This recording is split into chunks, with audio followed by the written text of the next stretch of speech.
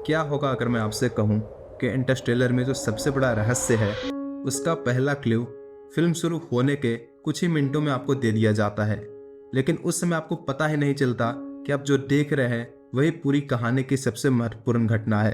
एक ऐसी घटना जो पहले एक छोटी सी पैरानॉर्मल मिस्ट्री लगती है, फिर एक साइंटिफिक फेनोमेनन बन जाती है और आखिर में पता चलता है कि उसके पीछे कोई भूत, एलियन या फिर सुपर नेचुरल पावर नहीं बल्कि खुद इंसान थे। लेकिन उससे भी ज़्यादा इंटरेस्टिंग बात यह है कि ये इंसान उस समय मौजूद नहीं थे, वो इंसान थे भविष्य के। और यही है इंटरस्टेलर की सबसे बड़ी खूबसूरती।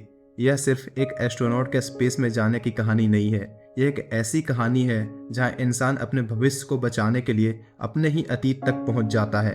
तो चलिए शुरुआत से समझते हैं कि आखिर हुआ क्या था।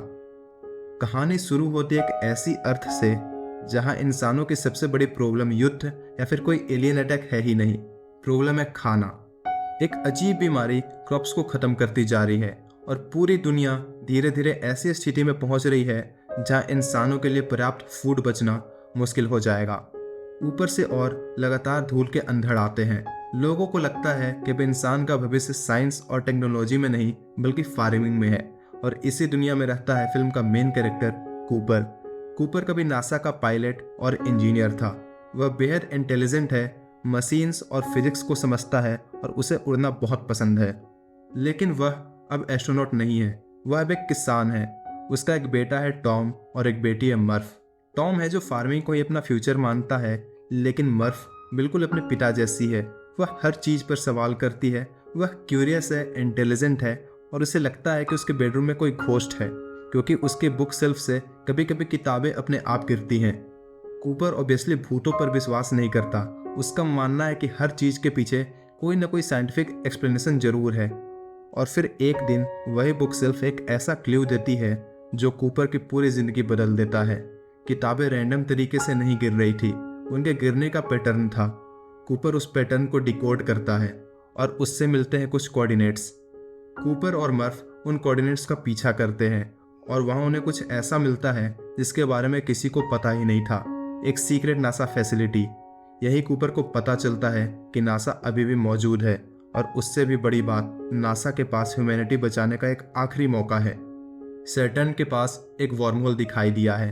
वर्महोल को आप एक स्पेस में एक शॉर्टकट की तरह समझ सकते हैं। नॉर्मल तरीके से एक गैलेक्सी से दूसरे गैलेक्सी तक पहुंचने में बहुत समय लग जाता है, लेकिन वर्महोल स्पेस को एक इस तरीके से जोड़ता है कि वो एक शॉर्टकट बना दे। और इसी वर्महोल के दूसरी तरफ नासा ने पहले भी एस्ट्रोनॉट्स भेजा था। इस मिशन को लेज़रस मिशन कहा गया था। कुल 12 एस्ट्रोनॉट अलग अलग संभावित प्लैनेट्स की तलाश में गए थे। उनका काम था पता लगाना कि क्या इन प्लैनेट्स पर इंसान सरवाइव कर सकते हैं। उनमें से 3 प्लैनेट्स सबसे प्रॉमिसिंग दिखाई देते हैं। पहला है मिलर्स प्लैनेट, सेकंड है मैंस प्लैनेट और थर्ड है एडमंड्स प्लैनेट। और अब नासा को इन्हीं प्लैनेट्स में से ह्यूमैनिटी के लिए एक नया घर चुनना है और इसके लिए एक नया मिशन तैयार किया जाता है। इस मिशन का नाम है एंड्योरेंस। इसमें कूपर के साथ जाती है एमिलिया ब्रैंड, जो कि प्रोफेसर ब्रैंड की बेटी है और साइंटिस्ट है। फिर है डोयल और रोमिली और 2 रोबोट्स हैं, टार्स एंड केस। इन रोबोट का काम सिर्फ मशीन की तरह काम करना नहीं है, वो क्रू के साथ डिसीजन, कैलकुलेशन और डेंजरस ऑपरेशन में भी मदद करते हैं। लेकिन कूपर के सामने सबसे बड़ा प्रॉब्लम कोई स्पेस मिशन नहीं है, वह है उसका परिवार। उसे पता है कि अगर वह इस मिशन पर गया तो शायद वापस आने में कई साल लग सकते हैं और अगर मिशन गलत हुआ तो शायद वह कभी वापस ही नहीं आ पाएगा। मर्फ अपने पिता को जाने नहीं देना चाहती, लेकिन कूपर जानता है कि अगर वह नहीं गया तो उसके बच्चों के पास शायद कोई फ्यूचर ही नहीं बचेगा। आखिरकार कूपर एंड्योरेंस में बैठता है और फिर अर्थ से निकल जाता है। मर्फ उसे जाते हुए देखती रहती है और यहीं से फिल्म की इमोशनल कहानी शुरू होती है। कूपर और बाकी क्रू पहले सैटर्न तक पहुंचते हैं, फिर वे वर्महोल में एंटर करते हैं और कुछ ही समय में दूसरी गैलेक्सी तक पहुंच जाते हैं। अब उनके सामने 3 संभावित वर्ल्ड्स हैं। सबसे पहले वो मिलर्स प्लेनेट पर जाने का फैसला करते हैं, लेकिन उन्हें पता नहीं है कि इस प्लेनेट के पास एक ऐसी चीज़ है जो कि पूरी मिशन को बदल देगी। इस प्लेनेट के बहुत करीब है एक सुपर मैसिव ब्लैक होल गारगेंचुआ, और गारगेंचुआ की ग्रेविटी इतनी पावरफुल है कि उसके आसपास टाइम डायलेशन बहुत ज़्यादा है, यानी वहाँ समय और बाकी जगहों पर समय एक ही स्पीड से नहीं गुजरता।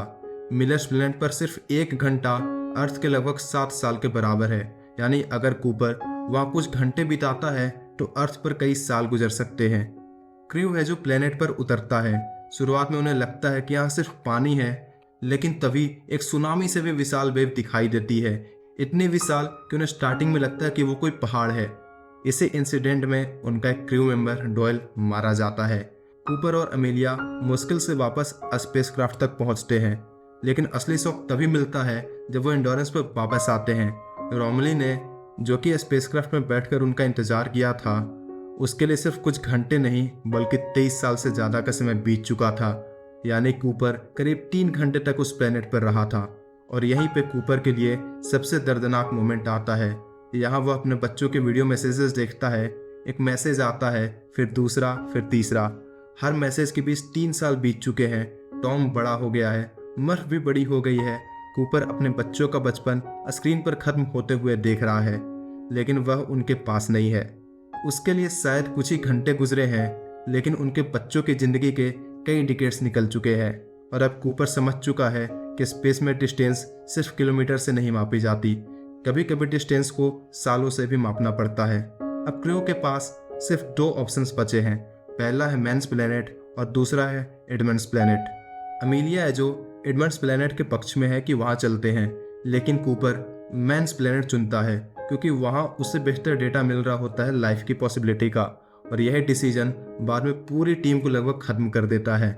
मैन्स का प्लेनेट बाहर से बहुत प्रॉमिसिंग लगता है और वहाँ उन्हें मिलता है डॉक्टर मैन। उसी के नेम पे इस प्लेनेट को रखा गया था। मैन उन 12 एस्ट्रोनॉट में से एक था जो कि लेजरस मिशन पर भेजा गया था। वह इतने वर्षों से इस प्लेनेट पर अकेला था, लेकिन अब मैन एक भयानक सच बताता है। उसका प्लेनेट वास्तव में रहने लायक है ही नहीं। उसने जो डेटा नासा को भेजा था वह झूठा था। उसने जानबूझकर फॉल्स डेटा भेजा ताकि नासा उसे रेस्क्यू करने आए। क्यों? क्योंकि वह अकेला था और वह मरना नहीं चाहता था। यही डॉक्टर मैन का सबसे बड़ा फेल्यूर है। वह ह्यूमैनिटी को बचाने मिशन पर गया था, लेकिन सर्वाइवर के डर ने उसे अपनी ही टीम को धोखा देने पर मजबूर कर दिया। मैन है जो कूपर को मारने की कोशिश करता है और फिर इन दोनों के बीच कुछ हाथापाई होती है। इन्हीं हाथापाई के बीच में एक स्पेसशिप ब्लास्ट होता है और उनका एक और क्रू मेंबर रोमली मारा जाता है। मैन अब एंड्योरेंस पर कब्जा करने की कोशिश करता है।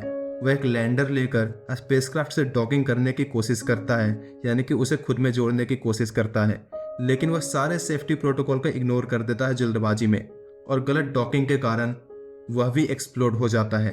मैन की भी मौत यहीं पे हो जाती है। अब एंड्योरेंस, उनका स्पेसक्राफ्ट बुरी तरह डैमेज हो जाता है और बिल्कुल अनकंट्रोल्ड रोटेशन में चला जाता है, यानी कि बिल्कुल इधर उधर घूम रहा होता है। अब कूपर के पास बस एक ही ऑप्शन है। वह स्पिनिंग एंड्योरेंस के साथ एक बेहद खतरनाक डॉकिंग मैन्यूवर करता है और किसी तरह स्पेसक्राफ्ट को कंट्रोल में लेके आता है। लेकिन अब एक और प्रॉब्लम है। उनके पास इतना फ्यूल है ही नहीं कि वो सीधे एडमंड्स प्लेनेट तक जा सके। इसीलिए कूपर एक रिस्की प्लान बनाता है। वे गारगेंचुआ की ग्रेविटी को एक स्लिंगशॉट यानी कि गुलेल की तरह इस्तेमाल करेंगे ताकि उन्हें एक्स्ट्रा मोमेंटम मिले, लेकिन इसके लिए कूपर को एक सेक्रीफाइस करना पड़ेगा। कूपर और टार्स अपने मॉड्यूल को अलग अलग कर देंगे और खुद गारगेंचुआ में गिरेंगे। एमेलिया और केस एडमंड्स प्लेनेट की ओर चले जाएंगे, यानी कि 2 ग्रुप अलग अलग बंटने वाले हैं। कूपर जानता है कि यही शायद उसकी मौत है, लेकिन वह ऐसा फिर भी करता है क्योंकि अगर नहीं करेगा तो अमेलिया है जो एडमंड प्लेनेट तक नहीं पहुंच पाएगी। कूपर खुद को ब्लैक होल की तरफ गिरा देता है और फिर अचानक एक ऐसी जगह पहुंचता है जिसे समझना शायद पूरे फिल्म का सबसे इम्पोर्टेंट हिस्सा है। कूपर गारगेंचुआ के अंदर जाता है, लेकिन उसे वहाँ वह नहीं मिलता जैसे उसकी उम्मीद थी। वह मौत का इंतजार कर रहा था, बट वह मरता नहीं है। वह एक स्ट्रेंज स्ट्रक्चर में पहुंचता है, एक टेज़रेक्ट, एक ऐसी जगह जहाँ कूपर टाइम को एक डायमेंशन की तरह देख सकता है। और उसके सामने क्या है? मर्फ का बेडरूम। लेकिन सिर्फ एक मोमेंट नहीं, मर्फ के बेडरूम के अनगिनत मोमेंट्स, उसका बचपन, उसका बड़ा होना, अलग अलग समय एक साथ उसके सामने मौजूद है।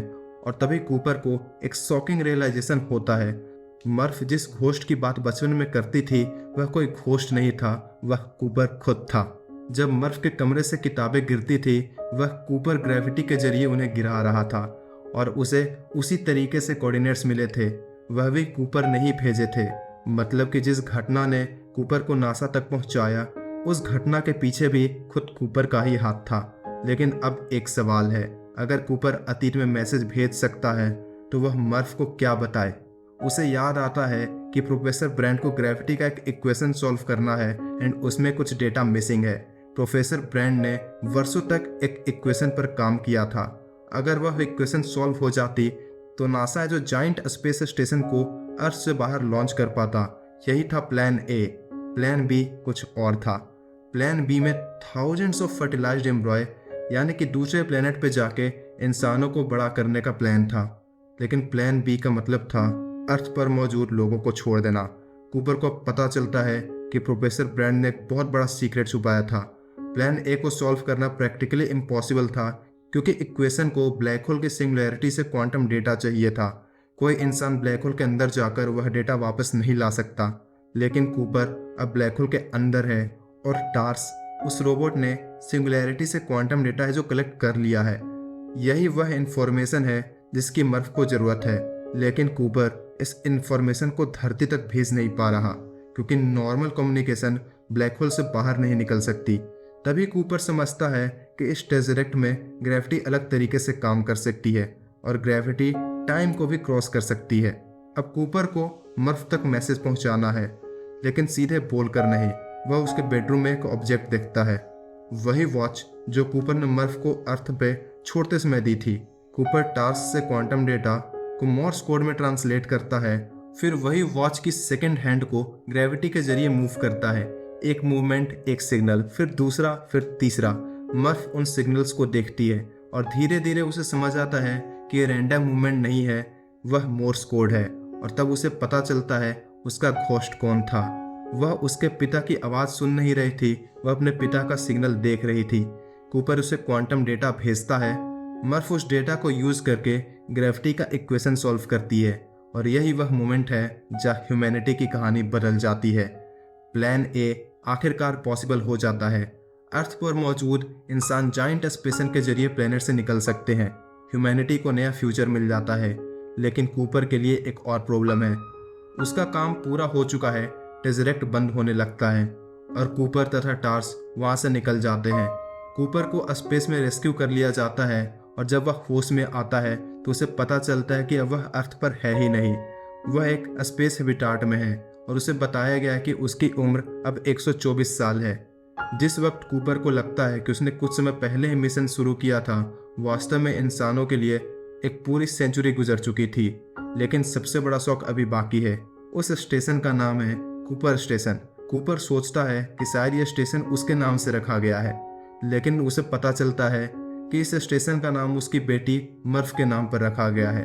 मर्फ अब बूढ़ी हो चुकी है, उसकी पूरी जिंदगी बीत चुकी थी, उसके बच्चे हैं, उसके ग्रैंड चिल्ड्रंस हैं और कूपर पहली बार अपनी बेटी से दोबारा मिलता है।